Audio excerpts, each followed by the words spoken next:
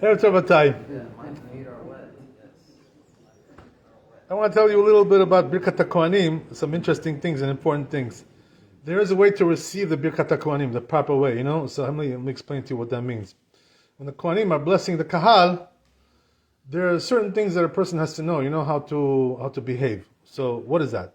Number one is that always, you should be, the Kohanim turn around and they face the Kahal, right? Like this, their hands are up in the air. So you should be in front of them, not in back of them. If you're in the back, you don't get the bracha. That's what the Chazal say. You don't get it. What's the reason why you don't get it? What difference does it make? What? The bracha cannot go over there? What? It cannot travel to the front? What's the problem? It only travels in the back. What kind of thing is that? So they say the reason why you don't get it is because it's not kavod. You're not being mechabed. You're not giving the proper respect to the bracha because you're standing over there. Like you don't care about it. Like I don't care about you. I'm over there. Like I'm behind you. Rabbi, question. Let's say that the room is crowded, a lot of people, and some people behind the rabbi. Yeah. Behind the Kohen, so they're not going to get it. So they got to move. They got to move over. When they do the bracha. If it's crowded. Yeah, it's never that crowded. There's always room to move around. We're not in a sardine can. We're in a synagogue. So don't worry about that. It's not that much. Unless it's maybe Yom Kippur. I don't know, whatever, something like that, right? Even Yom Kippur, it's not that crowded. You can always wiggle around. Go through. Whatever. I'm going to tell you some things about that, though. What you're saying is correct, though. I have to tell you, in a way, you're right. I'll explain to you what that means. So, what I mean to say is like this, right? As we said, we have to be in front. But the question is like this, right? Okay, we understand. We have to be in front of the Kohanim. It's not kavod to be in the back. But what about if you're on the side? Like Yonatan is on the side, right? I'm on the side also. What about that? Well, he's also on the side. So do you get the bracha if you're on the side of the Kohanim? This is the question, right? So there's two different approaches. According to Biur Halacha, which is the Chafetz Chaim, he writes over there that if you're on the side of the Kohanim, you're not in back of them, right? You're still in front, but on the side. You know what I mean?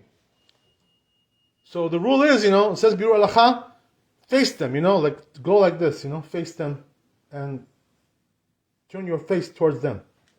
And you get the bracha, no problem, You don't have to walk over to them, whatever, As long as you're in front of them, even if you're on the side, like he's sitting, on the side, right? But he's in front. So that's good. You know what I mean? So he's going to get the bracha.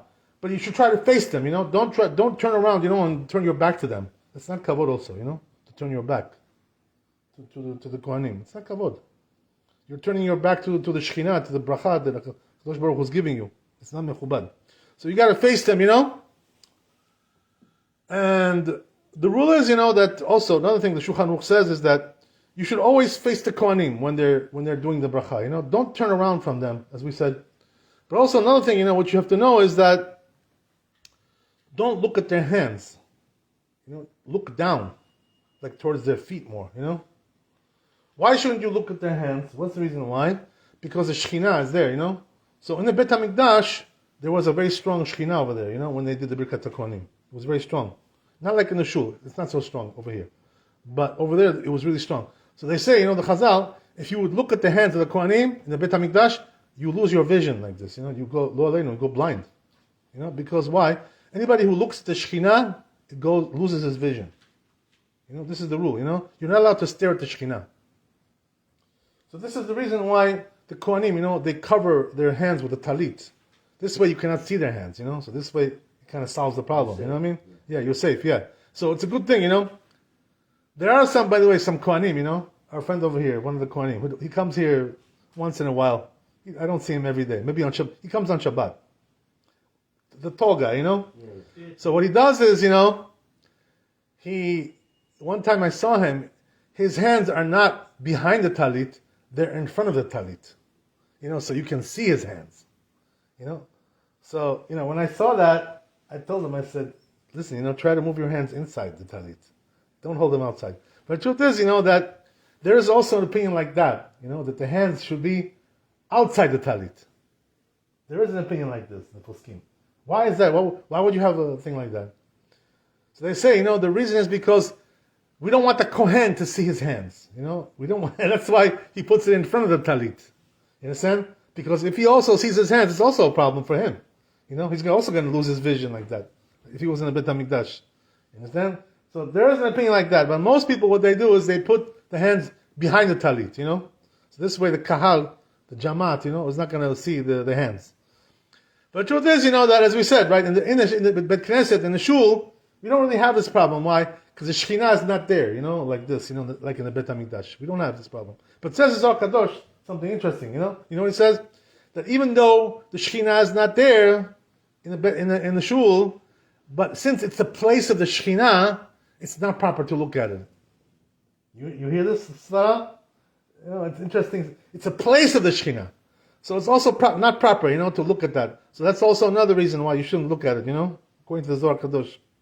So anyway, right, that's why, Baruch Hashem, and this is the reason why Shulchan Aruch says, when you looking at towards the Kohanim, facing them, look down, don't look at their hands. It's not really proper to look over there. Look down, but face them, Don't be chutzpah, and turn around from them, It's not kavod. Turning your back, to the Shekhinah, to the bracha. Not a proper thing to do.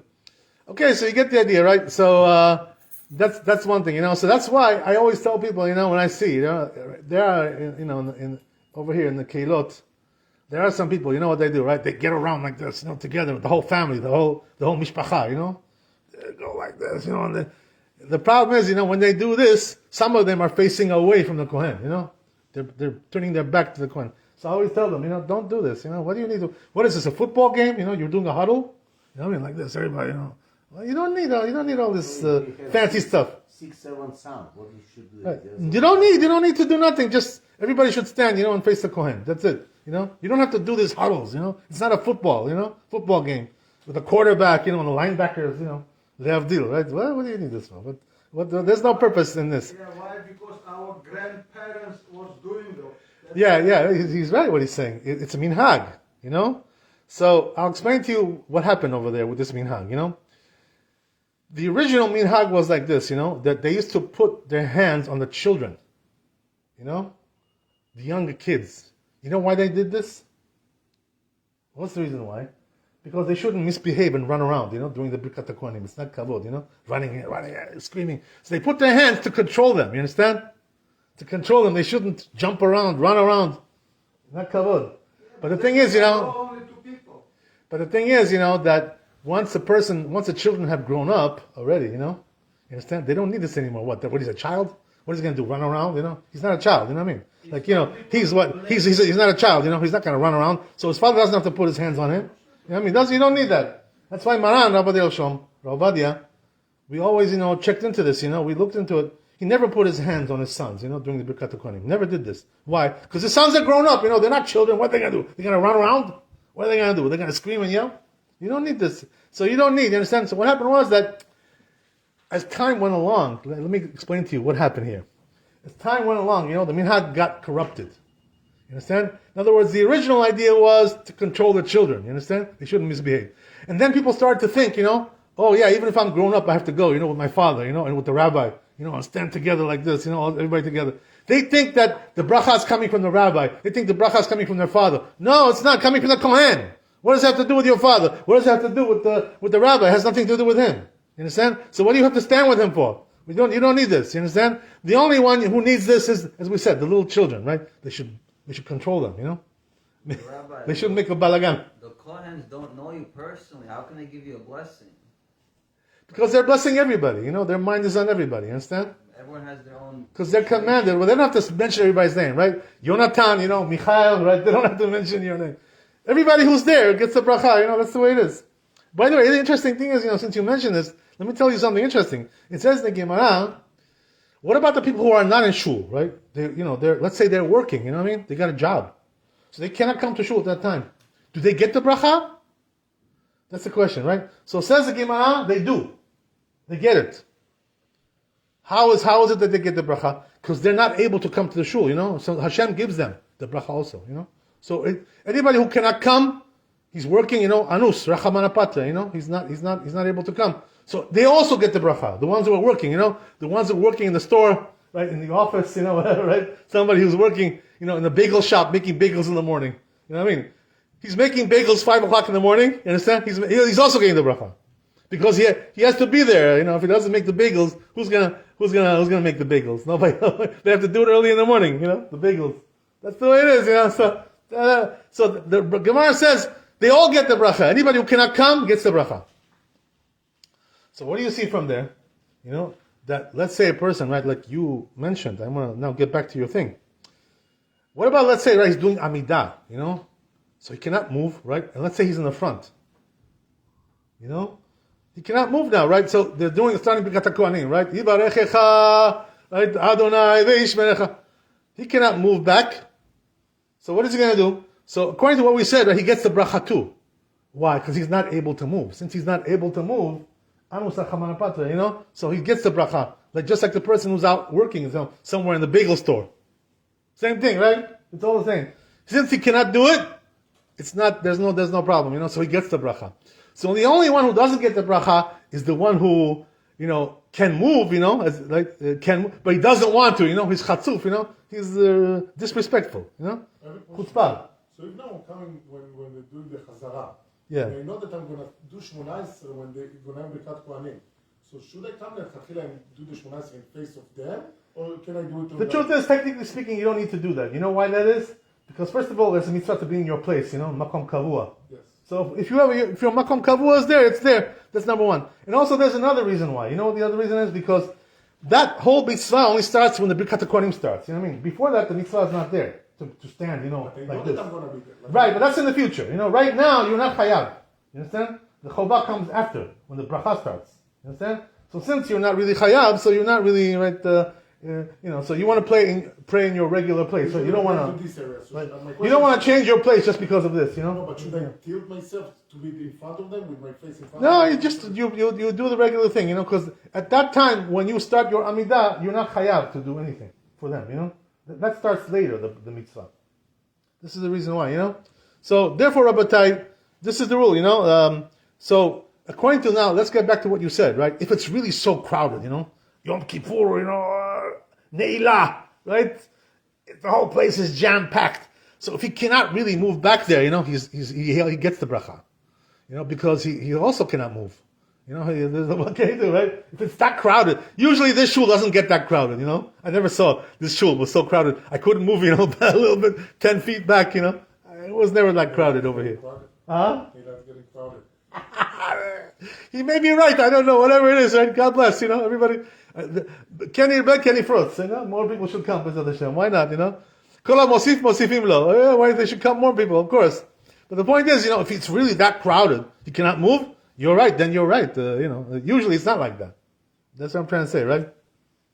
Okay, good. So you understand me, right? So, but the Ben Ish Chai, you know what he says, right? Not like what we said, the Biur Halacha, Chafetz Chaim. The Ben Ish Chai says, if you're on the side, he says, you should try to move to the middle.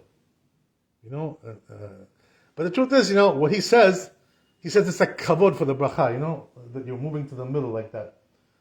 I'm not talking about somebody who's doing amidah. You understand? I'm not talking about somebody who can move.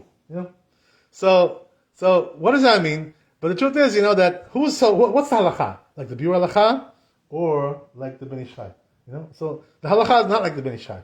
And the reason is because what he's saying, has no source, in the Talmud or whatever. It's just Hasidut. You understand? The Ben Ish Chai was a big Hasid. He did a lot of chumrot, a lot of stringencies. So that's his own, personal, chumrah. He says, I'm going to give kavod to the bracha by moving to the middle. You know what I mean? That's his own chumrah, but according to halakha, it doesn't say this in the Talmud, in the Rambam, in Shulchan Aruch. We don't find such a thing like this, So therefore, it's Hasidut. Now I'll tell you one more thing, and we'll stop here. Also, one time I remember, I was in Yerushalayim, and we were, on Shabbat, they had a minyan there. So Dafka was an Ashkenazi minyan, this minyan. Ashkenazi minyan. So one guy told me over there, he says, you know what? He says, according to Ben Ish Chai, he's Ashkenazi, but he's telling me Ben Ish Chai, Sephardi, right? He knows Ben Ish Chai. So he says, according to Ben Ish Chai, he says, you're not allowed to turn your back to the Hechal HaKadosh. It's also disrespectful. So now, right, you know what I told him, right? I said, yes, this is also Chassidut, it's not Halakha. Why? Because when a rabbi, right, is like me, like darshaning, I have to turn my back to the hechal. Well, what can I do, Otherwise, you're not going to see me. I'm going to be facing the other way. It's going to be crazy, right? Who does that? No rabbi does that. You understand? All the rabbis, they're looking at you, right? They're turning their back to the hechal. So why is it not a problem? Because the hechal, is closed, So you're not doing disrespect to the Sefer Torah.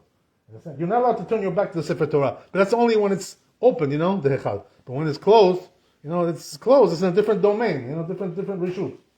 So it's not really a problem, So I told him, I said, what about all the rabbis, turn their back, to the hechal? So you see from there also, right? This Ben Ish Chai is also chassidut. It's not halacha. There are many things like this in the Ben Ish Chai. They're chassidut. They're chumrot. So we have to always check, by the way, The thing is, if you read something in the Ben Ish Chai, a lot of people like the Ben Ish Chai, Sephardi guys. They like the Ben Ish Chai. But always, what you have to do is, when you read something in the Ben Ish Chai, go check in the other books, Shulchan Aruch, Mishnah Brura, Kaf HaChaim. Look in the other books also, Yalkut Yosef, right? Chazon Ovadia. Look over there. You know why? Because the halakha may not be like what you think it says in the Ben Ish Chai. Because a lot of those things are chassidut, they're chumrot. Baruch Adonai Le'olam, Amen, Amen. Rabbi Chaim, שאומר אצל הקדוש ברוך הוא זיכרון ישראל, לפיכך חיבר להם תורה ומצוות, שאינם במונה חפץ, למען צדקו יגדיל תורה וידיר.